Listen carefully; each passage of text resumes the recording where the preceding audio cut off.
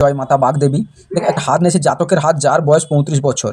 ওনার কয়েকটা প্রশ্ন ছিল, কয়েকটা ছিল যে আমার অনেক আগে অনেক পয়সা ছিল, এখন আর্থিক দিক থেকে খুব একটা বিপর্যস্ত এবং অনেকে পয়সা মেরে নিয়েছে, অনেকে পয়সা দেবে বলে দিয়ে দেয়নি, এরকম হয়েছিল। এবং একসময় প্রচুর টাকার মালিক ছিল, এখন কিন্তু প্রায় সব দিক থেকে কেস কাচারি গণ্ডগোলে ফেঁসে গেছে। কারণ কি?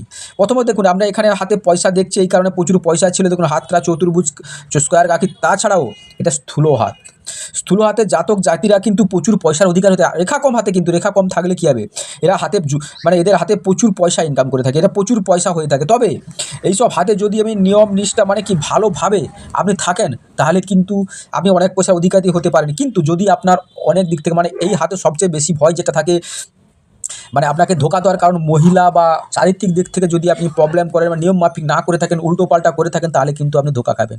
সে যে কোনো হাতে হতে। এখানে দেখুন, এখানে কেন হয়েছে দেখুন, চন্দ্রটা ডিস্টার্ব আছে, কেতু শুক্রতে তিল, চন্দ্রতে তিল, কেতুতে আবছাবে। দেখুন এটা হচ্ছে কি, কোনো মহিলা দ্বারা প্রলোভন পড়ে এবং তার বুদ্ধিতে গিয়ে উনি সর্বশান্ত হয়ে গেছে। এবং আমি ওনাকে বলেছিলাম, এটা উনি স্বীকারও করেছে যে কোনো মহিলার চক্করে গিয়ে ওনার জীবন বরবাদ হয়ে গেছে। সেটা হওয়ার কারণ দেখুন, শুক্র খারাপ। শুক্র আমাদের তামসিক মানে কি বলে, জাগতিক সুখভোগ দিয়ে থাকে। আর রাহু কিন্তু ভালো আছে। দেখুন রাহু থাকার জন্য ওইদিকে মানে টানছে। আর চন্দ্রকে যে চঞ্চলতা মানে ওখানে গেলেই যেন ওনার শান্তি, সেরকম হয়ে গেছিলো, কিন্তু ওনাকে ধোকা দিয়েছে। দেখুন এইখানে ধোকা দেওয়ার কারণে দেখুন মঙ্গল খারাপ, রাহু খারাপ, শুক্র সেখান থেকে নিয়ে গিয়ে সেখানে উনি একটা মানে কি মহিলাদের চক্করে পড়ে প্রচুর টাকা লস হয়ে গেছে। এবারে ওনার প্রশ্ন ছিল আবার ঘুরে দাঁড়াতে পারবো কিনা।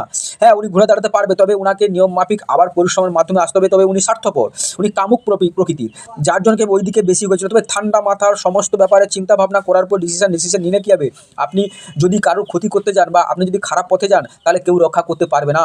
কারণ আপনি তখন ঈশ্বরের প্রতি বা আমরা যেখানেই যে কারণে ঈশ্বরের প্রতি একটা টান না থাকলে আমাদের ভবিষ্যৎ বলুন যাই বলুন, সেটা ঈশ্বরের উপর ডিপেন্ডই করে থাকে। আর উনি একটু বুদ্ধিতে কাঁচা, অল্পতে বিশ্বাস করে ফেলে, কারণ বুধটা ভালো নেই, ঠিক আছে।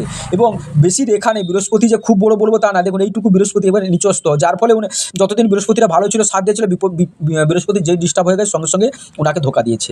আর সেটা দেখুন এই হয়েছে, এই কারণে মহিলার দ্বারা ধোকা হয়েছে, এটাও স্বীকার করেছে। তাছাড়া বুদ্ধিতে খুবই ভালো, এত বুদ্ধিমান হয়েও তবু ধোকা, নিজের স্বার্থ ছাড়া কোনোদিনও দেখতো না, কিন্তু ওনাকে ঠিক একজন না কেউ একজন ধোকা দিয়েছে।